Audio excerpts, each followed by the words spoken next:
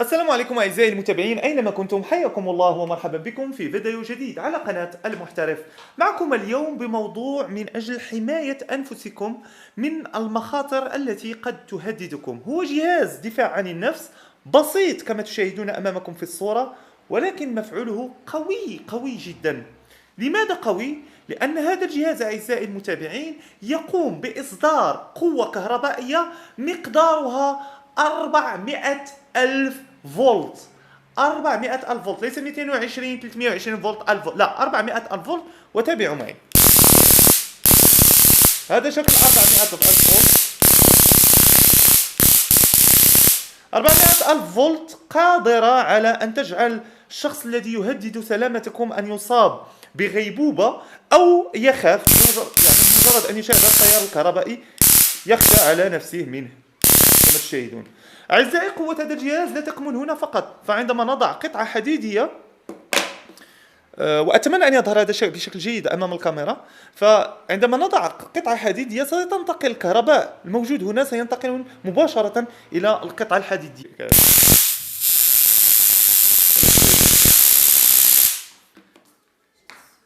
شاهدوا معي أعزائي المتابعين ماذا حصل في القطعة الحديدية. سأحاول أن أظهر لكم الصدمات الكهربائية ماذا فعلت في هذه القطعة الحديدية كما تشاهدون. فالجهاز أعزائي قوي جدا، وطريقة تصنيعه هي بسيطة جدا. لا تعتقدوا أن الأمر معقد. أما بالنسبة لمن يتساءل عما دور هذا الكيبل، هو فقط كيبل أشحن من خلال البطارية، كون أن عندما التسجيل نفذت البطارية، وبالتالي لكي لا أنتظر طويلا قمت بوضع كيبل الشحن لشحن البطارية. أما الجهاز فهو يعمل بدون كيبل، ولكن يمكن كذلك شحنه. إذن كيف سنصنع هذا الجهاز البسيط جدا في مكوناته؟ تابعوا هذه الحلقة، ابقوا معي. إذا أعزائي المتابعين، هذه القطع التي من خلالها كونت هذا الجهاز، وأهم قطعة في كل هذه القطع هي هذه القطعة، والتي قد يستلزم عليكم شراءها عبر الانترنت. هذه القطعة دورها أنها تحول 3.6 فولت إلى 400 ألف فولت، فهي القطعة المسؤولة عن جعل الجهاز يصدر 400 ألف فولت. وهذه القطعة يعني ثمنها يتراوح ما بين 20 درهم و 30 درهم. لقد أضفت لكم رابط لشراء القطعة أسفل الفيديو، يمكنكم شراءها من أي بائع تريدون. فالثمن كما قلت يتراوح ما بين 20 درهم و 30 درهم بالنسبة لهذه القطعة. طبعا سنحتاج إلى باور بانك، وباور بانك هو مهم جدا لأننا من خلاله سنوفر 5 فولت لهذه القطعة من أجل الاشتغال، كما سنتمكن من شحنه كلما فرغ الجهاز من الشحن. سنحتاج إلى سويتش، أضفت لكم كذلك رابط شرائي من على الانترنت. أما إذا كنت لا ترغب بشرائه من الانترنت، فاذهب إلى أي محل لبيع المواد الكهربائية واسأل عن سويتش مثل هذا، أو يمكنك البحث عنه في الخردة أو سوق الخردة المتواجد بمدينتك. سنحتاج كذلك إلى يعني فيشة أو بريز من أجل ربطه مع هذا الجهاز. سنحتاج إلى لصاق، ثم إلى رأس يو اس بي من أجل إدخاله في الباور بانك والحصول على 5 فولت مباشرة من الباور بانك. سنحتاج كذلك إلى قطعة. أنا استخدمت هنا ريموت كنترول قديمة، ولكن هنا يمكنك استخدام قطعة خشبية، لأن كما قلت أن الجهاز يجب أن يكون نوعا ما يكون بعيد منك لكي لا يسبب لك أذى.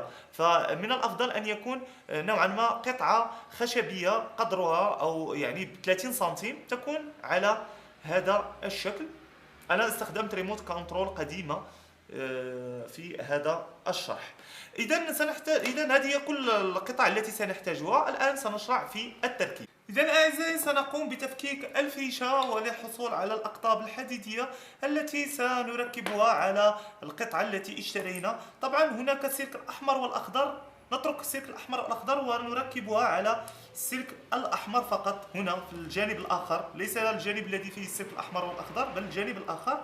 نركب القطعة الحديدية على هذا الشكل، ثم نعيد إدخال الأقطاب إلى مكانها في الفيشة على هذا الشكل. إذن لدينا الآن القطعة مثبتة على الفيشة. نأخذ الآن القطعة الخشبية، أو أنا أخذ هنا أو كمثال عندي ريموت كنترول، سأقوم بتثبيت القطعة على رأس الريموت كنترول على هذا الشكل، ثم أثبت كذلك القطعة الأخرى على الريموت كنترول على هذا الشكل. جميل. الآن سنقوم بأخذ الباور بانك ونقوم كذلك بتثبيته على هذا الشكل. الآن سنأخذ قطعة اليو اس بي وسنقوم بإلصاق الجانب الأسود من القطعة في الخيط الأخضر باللون الأخضر أو السلك الأخضر على هذا الشكل. جميل. ثم نعزلها بواسطة شريط لاصق. جميل. الآن سيبقى السلك الأحمر الموجود في القطعة مع السلك الأحمر اليو اس بي. سنقوم باستخدام هذه القطعة سويتشة ونربط كلا الطرفين مع السويتشة. سنربط السلك الأحمر مع الطرف أو مع الطرف الأول، ونقوم كذلك باستخدام شريط لاصق من أجل العزل، ثم نربط القطعة الثانية من اليو اس بي في الجانب الثاني من القطعة. أصبحت القطعة جاهزة من أجل التركيب. إذا سنركب اليو اس بي على الجهاز. جميل. على هذا الشكل. ثم نركب القطعة هنا أو قطعة السويتشة على هذا الشكل.